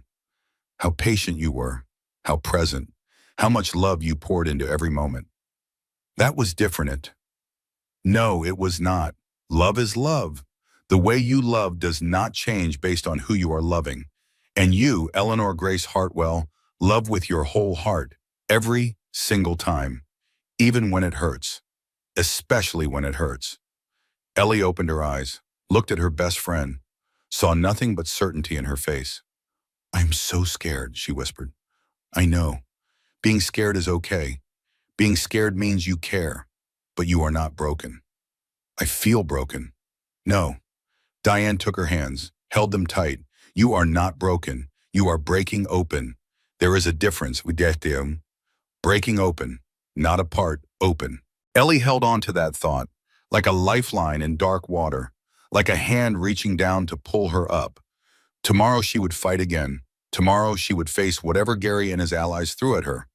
But tonight she just needed to survive until morning. And she would. She would survive. Not because she was strong, not because she was brave, not because she had everything figured out, but because she had to. Because her daughter was counting on her. Because she was not alone. She held Diane's hands, felt the warmth, the solidity, the presence of someone who loved her without conditions, without ulterior motives, without lies. Real love. It did exist. She had not lost the ability to recognize it. Gary had not taken that from her. He had not taken anything that truly mattered, and she would not let him take anything else. Morning came, as it always did, as it always would. Ellie woke with a strange calm. The panic of the night before had burned itself out like a fever breaking. Left behind was something quieter, something harder, something that felt like clarity. She showered, dressed in something other than pajamas for the first time in days, went downstairs, ate breakfast, actually ate it, not just pushed it around her plate. You look different, her mother said, watching her over the rim of a coffee cup. I feel different. She could not explain it exactly, but something had shifted in the night, some internal alignment that had been off for years, like a bone that had been dislocated, finally settling back where it belonged. She was done being a victim. She had spent 6 years being played, 6 years being manipulated, 6 years being the mark in someone else's con. Now it was her turn. She asked Mitchell to arrange something unusual.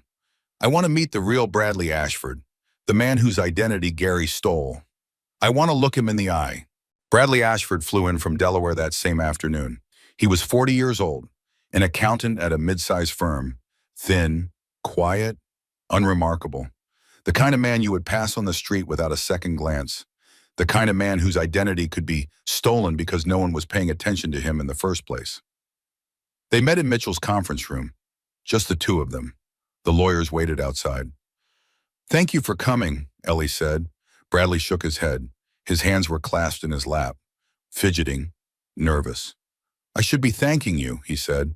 When your lawyer called, I thought it was another dead end, another lead that would go nowhere. I have been trying to prove what happened for 7 years. What did happen? He sighed, rubbed his face with his hands. The gesture of a man who had told this story so many times that the words had worn smooth. My identity was stolen 7 years ago, completely.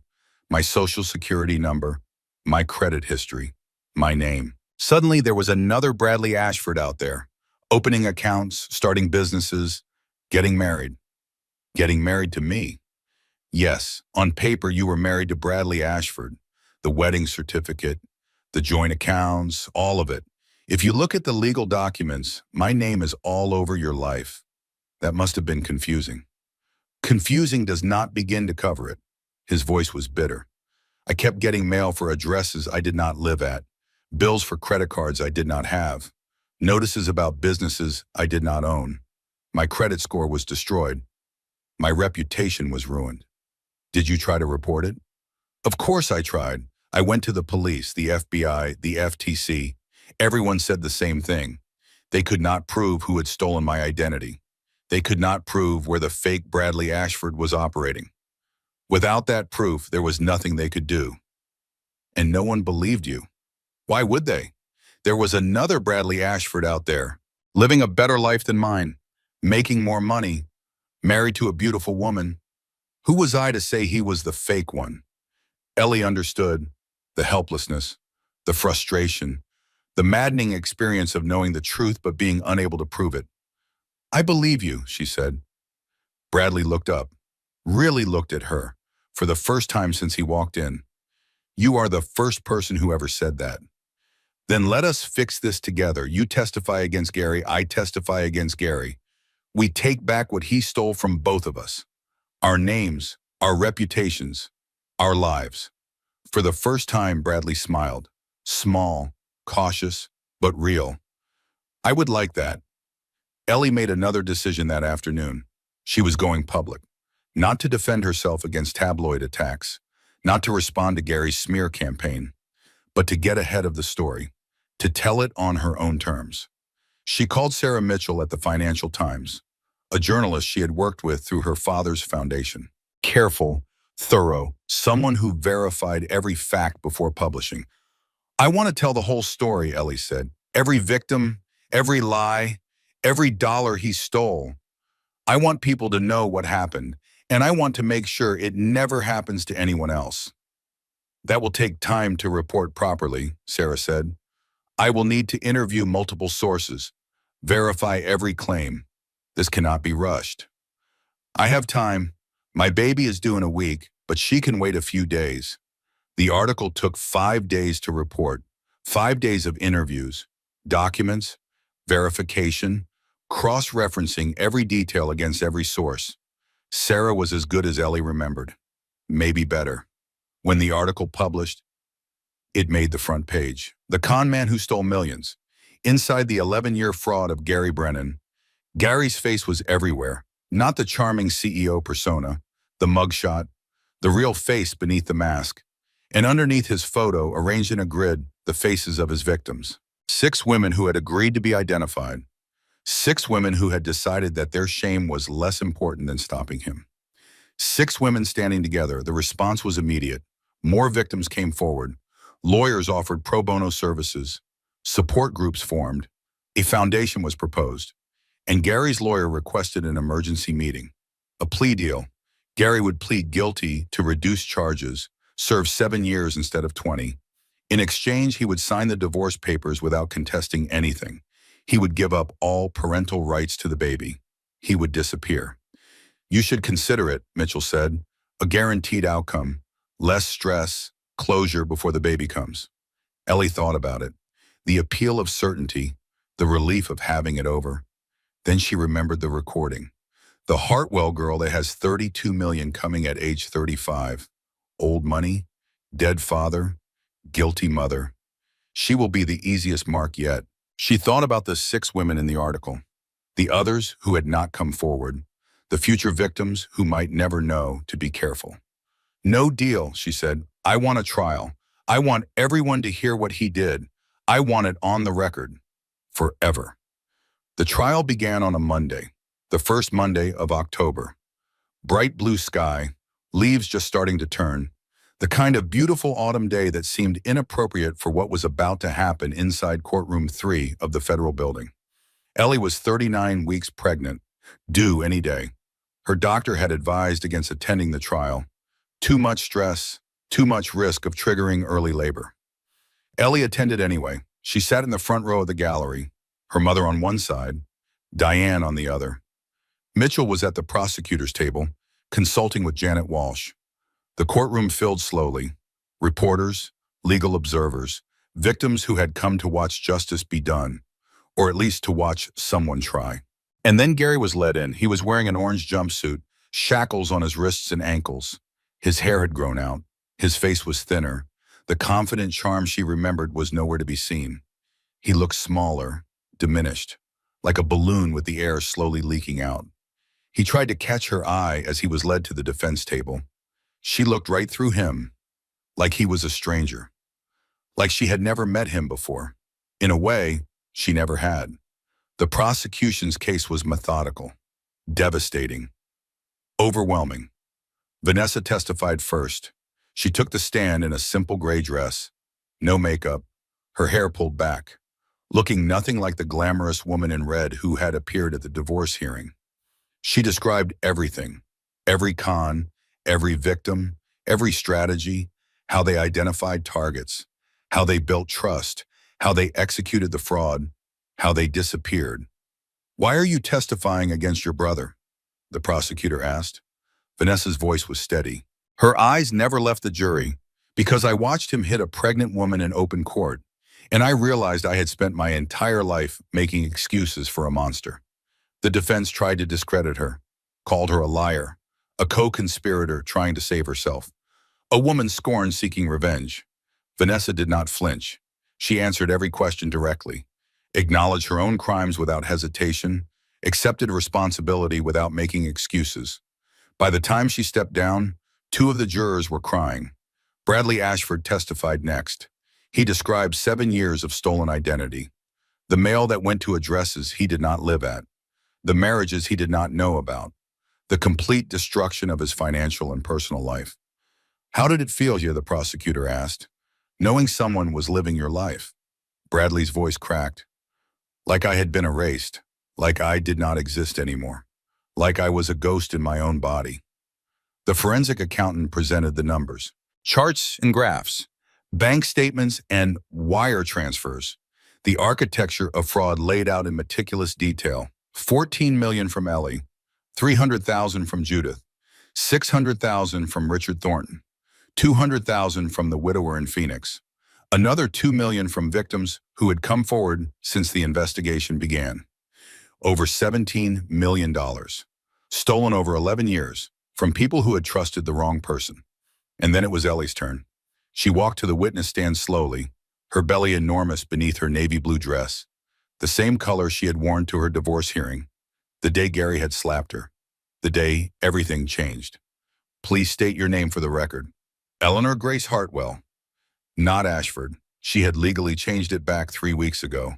She was Eleanor Hartwell again, the woman she had been before Gary Brennan had entered her life. The prosecutor walked her through the story. Their meeting at the charity gala. The whirlwind courtship, the wedding, the years of marriage that had seemed so perfect. When did you first suspect something was wrong? Ellie considered the question carefully. I did not suspect. That was the point.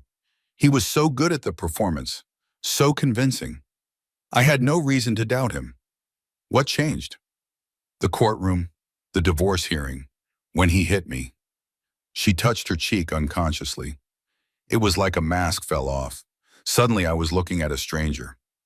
The defense attorney cross-examined her, tried to suggest she had known about the fraud, that she was complicit, that she was lying to protect her own interests.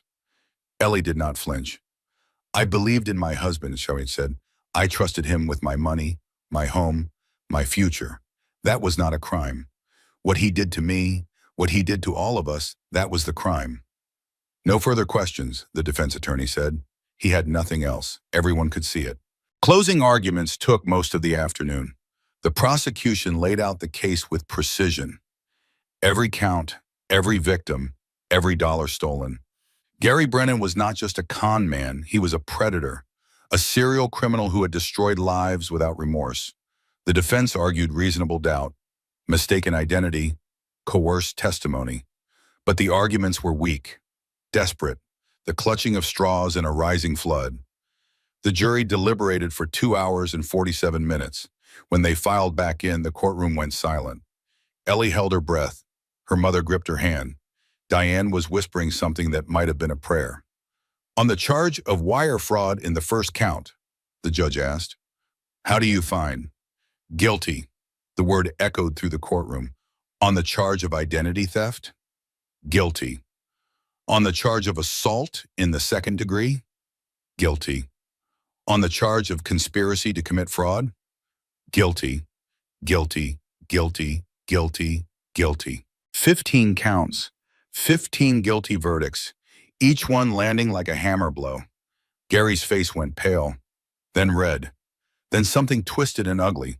All pretense of charm finally abandoned. He lunged across the defense table, toward Ellie, shouting words she could barely make out. Something about how she had ruined him, how she would pay, how this was not over. Bailiffs tackled him before he got 3 steps, slammed him to the ground, pinned him there while he continued to scream. But Ellie did not flinch. She simply placed a hand on her belly, felt her daughter kick, and walked out of the courtroom. Outside, reporters swarmed, cameras flashed, questions shouted from every direction. Mrs. Hartwell, how do you feel about the verdict? Will you be seeking civil damages? What do you want to say to other victims of romance fraud? Judith tried to shield her. Mitchell was speaking to the press. Diane was guiding her toward the car, but Ellie stopped, turned, faced the cameras. I want every woman who has ever been deceived by someone she loved to know something, she said. The shouting stopped. The cameras focused. Everyone listened. You are not stupid. You are not weak. You are not to blame for trusting someone who lied to you. She paused, let the words land. And your story is not over. She let Diane guide her to the car, climbed into the back seat, let out a breath she felt like she had been holding for 6 years. They were halfway home when she felt it, a tightness in her abdomen, a pressure she had never experienced before, a sensation that was unfamiliar and yet somehow instantly recognizable. Diane, she said, what is it? What is wrong? Ellie looked down. The seat beneath her was wet. I think my water just broke. The hospital was a blur of fluorescent lights and antiseptic smells and voices calling out numbers she did not understand. Ellie was wheeled through corridors, past doorways and nurses' stations and the anxious faces of strangers. Machines beeped somewhere nearby. Footsteps echoed. Someone was paging a doctor. All she knew was pain. Contractions that started like waves and built into tsunamis. Pain that radiated from her center outward. Pain that made her forget her own name. You are doing great, Webb said. She had arrived within an hour of the first call, taken over the delivery room with calm competence. 4 centimeters dilated. Progress is good. Good. The word felt absurd.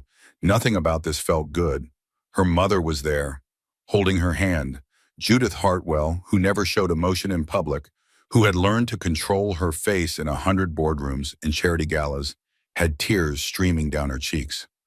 "I am here, darling. I am right here." Diane was there too, on the other side, gripping her other hand so hard it would leave bruises.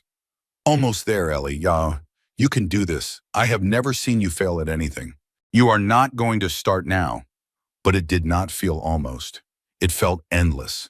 Waves of pain crashing over her, one after another, no respite, no relief.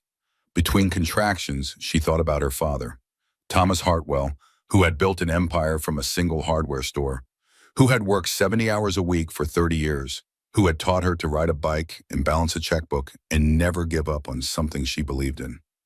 He would have loved this baby, would have spoiled her rotten, would have taught her all the things he had taught Ellie, the important things, the real things. He had died before he could meet his granddaughter, before he could hold her, before he could see Ellie become a mother. But she could still hear his voice, even now, even through the pain. "Protect what matters, Eleanor. Not the money, the truth, your truth." She had lost her truth for 6 years, given it away to a man who did not deserve it, let herself be defined by a lie. Now she was taking it back, one contrition at a time. "Push," Dr. Webb said. "Big push. You are almost there." Ellie pushed. The world narrowed to a single point. Pressure and pain and determination. Nothing else existed. Nothing else mattered. And then, suddenly, release. A cry. Thin and high and perfect. The most beautiful sound she had ever heard. "It is a girl," Dr. Webb said. 7 pounds, 4 ounces, perfect in every way. They placed the baby on her chest, warm, wiggling, covered in blood and fluid and all the messy reality of being born. Ellie looked down at her daughter, searched her face, looking for something, dreading something, but there was nothing of Gary there. No trace of the man who had stolen 6 years of her life. Just a tiny face scrunched up against the brightness of the world. Dark hair, small fingers curling and uncurling. Pure possibility, unmarked by the past, untouched by betrayal.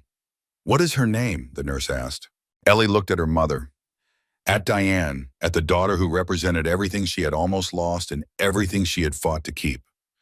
"Grace," she said. "Grace Eleanor Hartwell." Not Ashford, not Brennan, nothing that connected her to the lie. Hartwell, like her mother, like her grandfather, like every generation of strength that had come before. Grace opened her eyes, dark blue, like all newborns. They would probably change, become brown like Ellie's. Or stay blue. It did not matter. What mattered was that she was here. She was healthy. She was real. Ellie kissed her forehead, breathed in the scent of new life, new beginnings. "Hello, Grace. I am your mother, and I am going to spend my whole life keeping you safe." 6 months later, the nursery at the estate had become the center of Ellie's world, a small universe of pale yellow walls and white furniture and the constant, comforting demands of a growing baby. Grace was thriving, 6 months old, chubby cheeks in dark curls and a laugh that sounded like music. She had started sleeping through the night a month ago, a miracle that Ellie had not dared hope for. Mornings were for coffee and cuddles, afternoons for walks in the garden, evenings for bath time and lullabies, and the 1,000 small rituals of motherhood. It was a good life, a peaceful life, a life she had earned through fire. The headlines had faded, the trial was over. Gary Brennan was serving 15 years in federal prison. He would be 53 when he got out, an old man with a criminal record and nothing left. Vanessa had taken a plea deal, 5 years reduced to 3 for cooperation. She was in a minimum security facility in Ohio, not far from where she had grown up, where she and Gary had first met. She had written to Ellie once, a short letter, apologizing again, explaining that she was getting therapy for the first time in her life, that she was trying to understand how she had become the person she had been. Ellie had not written back yet. She was not sure she ever would. Some wounds took longer to heal than others, but she no longer hated Vanessa. That was something. Progress, maybe. The foundation was Ellie's focus now. The Hartwell Foundation for Fraud Victims, funded by assets recovered from Gary's offshore accounts, dedicated to helping people rebuild after financial devastation. We received 43 applications this week, her assistant said. 12 meet all criteria for full assistance. Another 15 are borderline cases. Approve the 12. Schedule calls with the borderline cases. I want to hear their stories personally. It was not just about money, it was about validation, about telling people that what happened to them was real, that it was not their fault, that someone believed them. The same things she had needed to hear, the same things that had taken her too long to accept. Bradley Ashford's identity had been fully restored, his credit repaired, his reputation rebuilt. He had sent flowers when Grace was born, a simple arrangement of daisies with a card. Thank you for believing me. It changed my life. Richard Thornton, the elderly widower, had received partial restitution from Gary's seized assets. Not everything he had lost, but enough to live on, enough to feel like justice had been done. He had come to visit once, driven all the way from Phoenix, stood in Ellie's living room with tears in his eyes, holding Grace with trembling hands. She is beautiful, he had said. She looks like hope. Hope, yes, that was what Grace was. That was what all of this was about. The other victims were finding their own paths forward. Some had joined support groups. Others had started advocacy work. A few had reached out to Ellie directly, wanting to help with the foundation. We are not marks anymore, one of them wrote. We are survivors. Because you stood up and told the truth. Diane came by most afternoons. She and Grace had developed their own relationship. Diane called herself the fun aunt, the one who would teach Grace to cause trouble and never apologize for it. You know what today is, Diane said, settling into a chair with a glass of wine. Ellie looked up from the foundation report she was reviewing. Tuesday. 1 year, since the courtroom, since he hit you, since everything changed. 1 year, it felt like a lifetime ago. It also felt like yesterday. Are you okay? Diane asked. Ellie considered the question. Really considered it, not just the reflexive fine that she had spent so many years offering. I think so, most days. The nightmares are less frequent now. The anger comes in waves instead of constant storms. And the therapy? Helps. Dr. Morrison says I am making excellent progress. Learning to trust my own judgment again.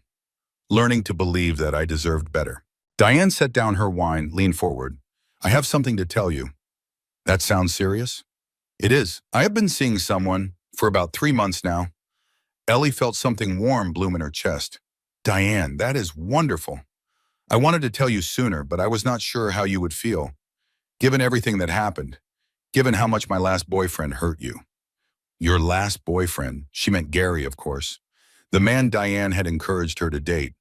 The charming CEO at the charity gala who seemed so perfect. That was not your fault, Ellie said. You could not have known. I know, but I still felt responsible. If I had not pushed you toward him, then he would have found another way. Men like Gary always do. Ellie reached across and took her friend's hand. Tell me about this new person. Tell me everything. His name is Marcus. He is a pediatric surgeon at Mount Sinai. We met at a charity event. Your charity event, actually. The gala last fall? Yes, he was standing by the silent auction, looking completely lost. I rescued him. Ellie laughed, a real laugh, the kind that came from somewhere deep, the kind she had not been sure she would ever feel again. I want to meet him. You will, soon, when you are ready. When she was ready. That was the question, was it not? When would she be ready to trust again? To let someone new into her life? To risk her heart after it had been so thoroughly broken? Not yet, maybe not for a long time, but someday, the possibility existed, and that was enough. 1 year after the verdict, Ellie stood in the nursery watching the morning light stream through the windows. The same pale yellow walls, the same white furniture. But everything felt different now. Grace was walking, tottering around on the unsteady legs, grabbing furniture for balance, falling down and getting back up, over and over again. Relentless. Come to Mama, Ellie said, holding out her arms. Grace grinned, that gap-toothed, joyful grin that made everything else disappear. She took 3 wobbly steps, 4, 5, then she fell, landed on her padded bottom with a soft thump. For a moment, she looked surprised, like she was not sure what had happened.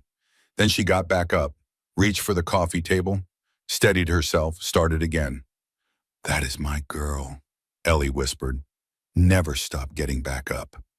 The doorbell rang. Ellie scooped Grace onto her hip and went to answer it. A delivery driver stood on the steps, holding a bouquet of white roses and purple irises, the same flowers Vanessa had sent every month for the past year. "Thank you," Ellie said, taking them. The card was simple, the same words every time, from one survivor to another. Ellie had started writing back 3 months ago, short notes at first, then longer letters. The correspondence had become something unexpected. Not friendship exactly, but understanding. Recognition between two people who had lived through the same storm. Vanessa would be released next year. She had plans, a fresh start in a new city, a job at a nonprofit that helped abuse victims, a chance to use what she knew about manipulation to protect others from it.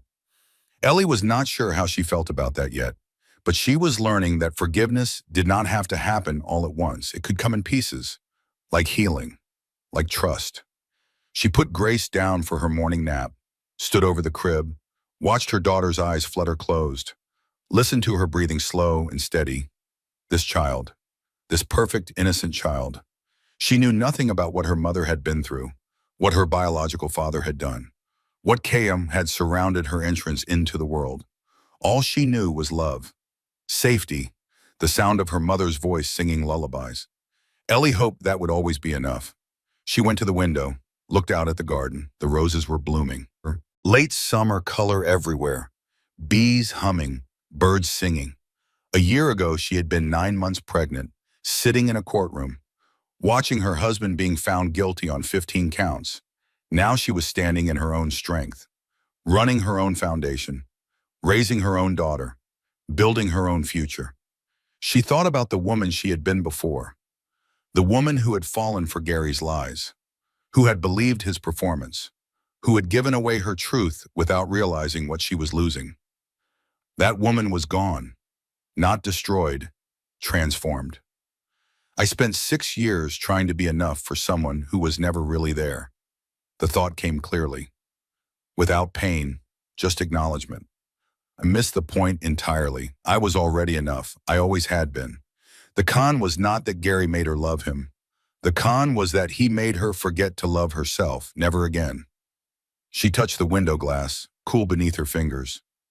Outside, a cardinal landed on the garden wall, tilted its head, looked right at her. Her father's voice echoed in her memory, the lullaby he used to sing, the words she had carried through every dark moment. Rest now, little bird. She had rested. She had healed. She was still healing. Tomorrow the sun will rise. It was rising now, golden light spreading across the garden, across the nursery, across her daughter's sleeping face, and you will fly again. She was flying, not high, not fast, but steady, forward, up. The doorbell rang again. She was not expecting anyone. Diane was not due until afternoon. Her mother was at a board meeting. She went to the door, opened it. A man stood on the steps. Tall, dark hair, kind eyes. He was holding a folder of documents and looking slightly nervous. "Ms. Hartwell, I am James Cooper from the district attorney's office. I am sorry to bother you at home. Is something wrong? Is it about the case?" No, nothing like that. Everything is proceeding as expected." He shifted the folder in his hands. "I am actually here because of your foundation, the Hartwell Foundation for Fraud Victims." "What about it?" "We would like to partner with you, officially, created a joint program to help identify romance fraud earlier, to warn potential victims before they lose everything." Ellie stared at him. "You want to partner with me? You have done more to raise awareness about this type of crime than anyone in recent memory. Your willingness to speak publicly about what happened to you has helped dozens of other victims come forward, maybe hundreds. Hundreds. She had not known that, had not thought about the ripples spreading outward from her own story. "I would like to discuss the details," James said. "If you have time. No pressure, of course." Ellie thought about it. Another commitment, another demand on her time. More work on top of the foundation and the motherhood and the ongoing process of rebuilding her life. But also more impact. More help, more survivors who would not have to face this alone. "Come in," she said. "I have coffee. We can talk." They talked for 2 hours about programs and policies and possibilities, about ways to identify predators before they struck, about resources for victims after they did. By the time James left, they had the outline of a plan, something bigger than what she had built alone, something that could change thousands of lives. She closed the door behind him, stood in the quiet foyer, listened to Grace stirring in her crib upstairs. This is what I fought for, she thought. Not revenge, not anger. This, the chance to turn her pain into something that mattered. The opportunity to make sure other women did not have to go through what she went through. She climbed the stairs to the nursery, lifted Grace from her crib, held her close. "We are going to do something important," she whispered into her daughter's hair. "We are going to help people." Grace babbled something incomprehensible, grabbed a fistful of Ellie's hair, laughed. Ellie laughed too, that deep, real laugh that came from somewhere she had thought was broken forever.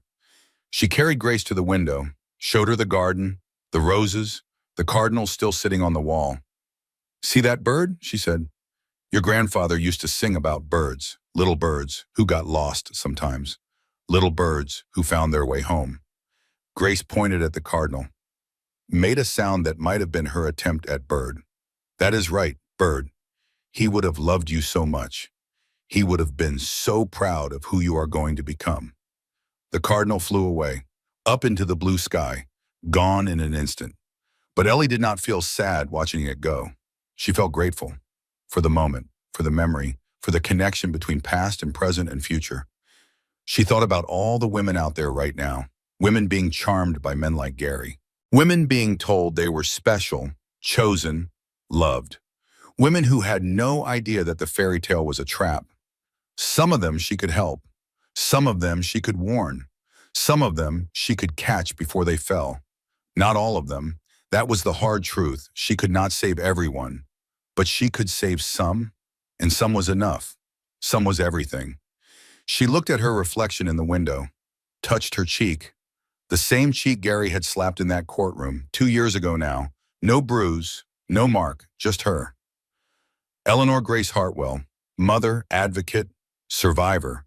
She had been broken. She had been betrayed. She had been made to feel small and stupid and worthless. And she had risen anyway. Not because she was special, not because she was strong, not because she had some quality that other victims lacked, but because she had refused to let the story end with her defeat, because she had decided that what happened to her would not define her, because she had chosen to take the worst thing that ever happened to her and turn it into something that could help others. That was her power now. Not money, not status, not the Hartwell name. Her power was her story, and she was just beginning to tell it. "We are going to be okay, Grace," she whispered. "Better than okay. We are going to be free." The baby smiled, that gap-toothed, joyful smile, and they were, finally, completely free. Eleanor's story proves one thing. You are never too smart to be fooled, and you are never too broken to rise again. If this story touched your heart, hit that like button. It helps more than you know. Drop a comment below. Have you ever trusted someone who turned out to be completely different? Your story matters. Share this with a friend who needs to hear it. You never know who might be going through something similar right now. And if you are new here, subscribe and tap that bell.